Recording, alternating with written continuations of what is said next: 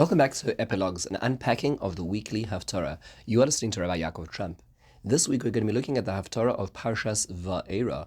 The Haftorah is drawn from Yechezkel Perek Chavches, Pasuk Chav Hey to Perek Chav Tes, Pasuk Chav Aleph. This comes from a very unusual area in Tanakh.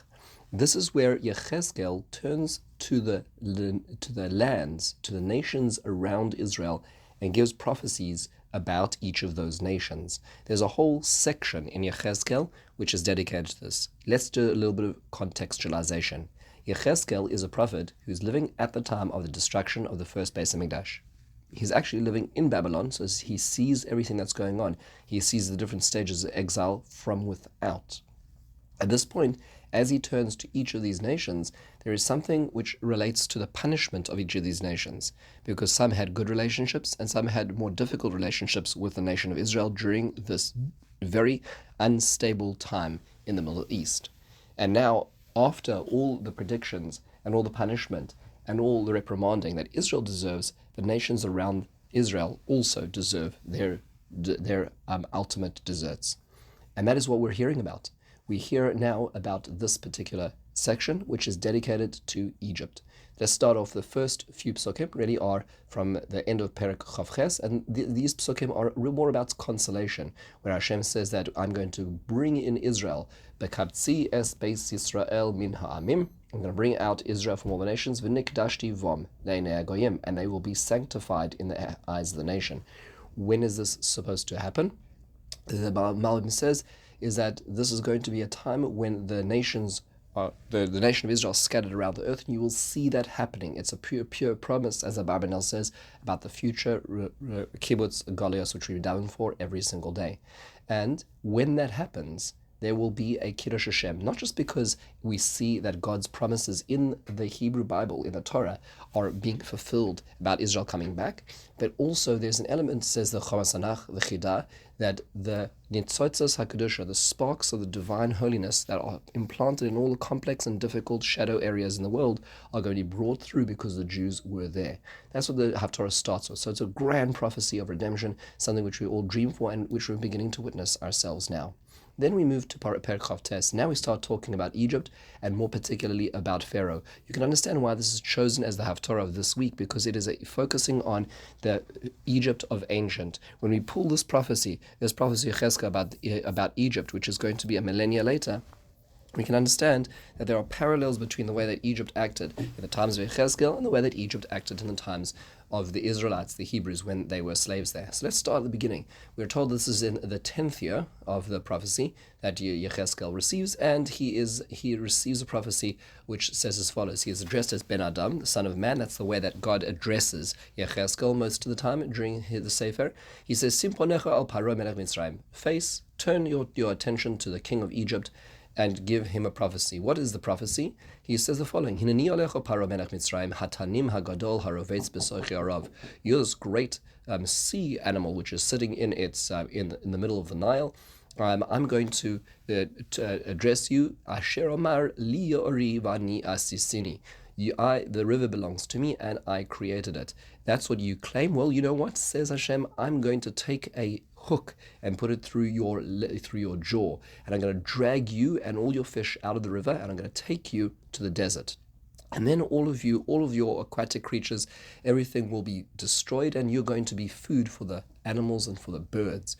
Why? Because Heyosam, you were Mishenes Koneh Leveis Israel. You were this reed which Israel relied upon. You were this hand which crumbled, a bed which broke when they leaned upon you.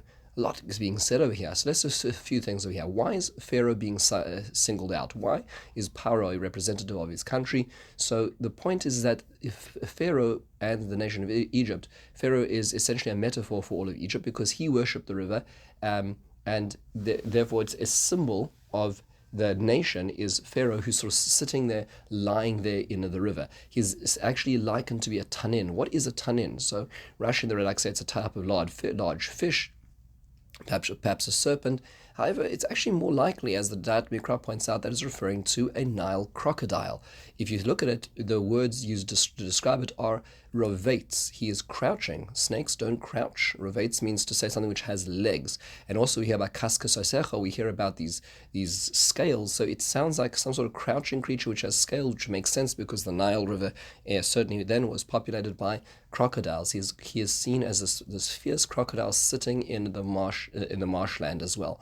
Why is this? What does this really mean? What is the claim that he's making, that this is the river that I made? What it means to say is that Egypt's main source of commerce, even today, most of Egyptian population is around the Nile River, is that the Nile River was the epicenter of all agriculture and commerce. And so Pharaoh essentially said, I am the one who's behind the blessing of the river, and therefore I take responsibility for being the source of all of Egypt's commerce. So when he says, I made the river, essentially he's saying in the God system, I am at the apex of the totem pole of power in Egypt because the river depends on me. I crouch in it, the image of total control as well. And what does that look like in practical terms? Well, since Egypt does not depend on rain, unlike Israel, which depends on rain and looking up to God, it thinks of itself as independent, therefore not in need of God in any respect. So Hashem says, well, I'm going to correct that as well. We move a little further, just in this example over here, they are called a mishenes hakane, a staff of a reed. What does that mean? A staff is usually something hard. A reed is something very bendable. So Rashi and the Radak explain that when Sancherib and Nebuchadnezzar, when the Assyrians and later the Babylonians attacked the center of the Fertile Crescent, which was where Israel was in the state of Judea, then the Israelites turned south and tried to make a military alliance with Egypt, thinking that they will be saved by the Egyptians. Well, it turns out that staff, that very strong image, was not so strong. It was actually bendable like a reed, and that's what's being said over here. It's actually reprimanding the way that Israel acted in relationship to Egypt more than it was about Egypt themselves. And that's why the example of this bed that breaks as they lean on it is because that Israel really depended on Egypt. They paid crippling taxes for military protection as the buffer zone for Egypt, but ultimately Egypt did not come through for them. Egypt was not able to withstand the onslaught of the Assyrians and the Babylonians later on. We go on further in the prophecy, and there's a very poignant prophecy where in the next section, in Psukim Ches to Psukim Yud Beis, we hear about the prophecy of destruction, that Egypt's going to be cut down, that it's going to be completely desolate. No savo bar regel adam v'regel behema lo savo bar. Nobody's going to even traverse Egypt anymore. V'lo seishev arba'im shana, and will not be even settled for 40 years. That's how long it's going to take when this punishment of destruction.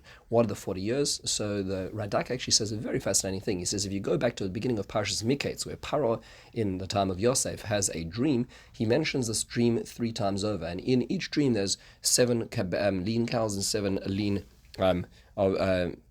ears of wheat. And so if you take that, that's 14 mentioned 3 times. That's essentially 42 years of famine mentioned.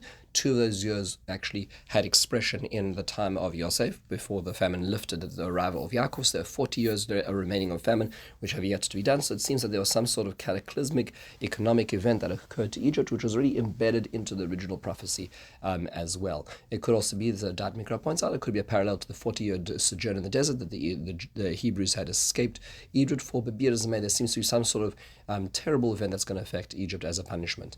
After which we hear, Miketz Arba'im Shana, the Psukim say from Pasuk Yud Gimel to Pasuk Tezayin, there's going to come a time where Akabetz Es Mitzrayim in Amim Asher Nafotzu Sham, there's going to be a kibbutz galios for Mitzrayim. They're going to also return to their land.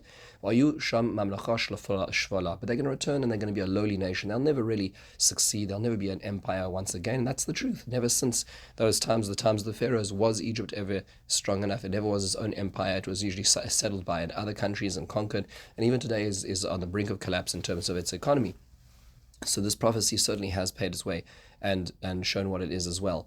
Therefore, there will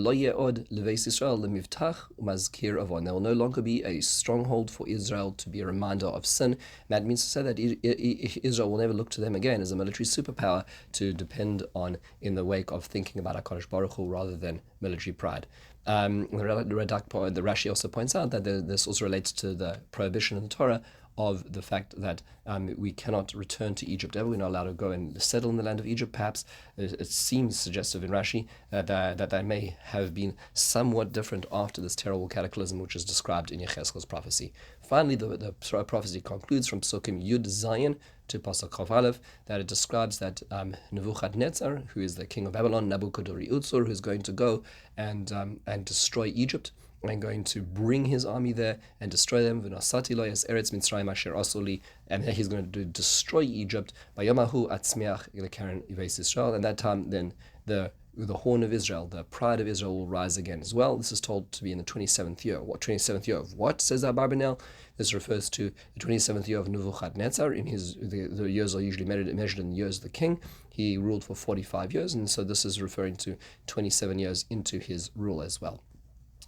What is the relationship between either the fall of Egypt and the rise of Israel? So Abarbanel says that when Egypt will fall, ultimately Babylon will fall as well as soon afterwards, and Persia will rise. When Persia rises, Israel will rise at the same time. So it is going to be Din v'Cheshbon. So this now moves into the times of Yechezkel, the specific prophecy that he's talking about, but obviously it has repercussions for the destruction of the ancient Egypt at the time of the Hebrews, when the nation of Israel was subjugated in their area. This gives us a little bit of perspective, an historical perspective of the same events echoing once again, this time much more in a natural state of affairs.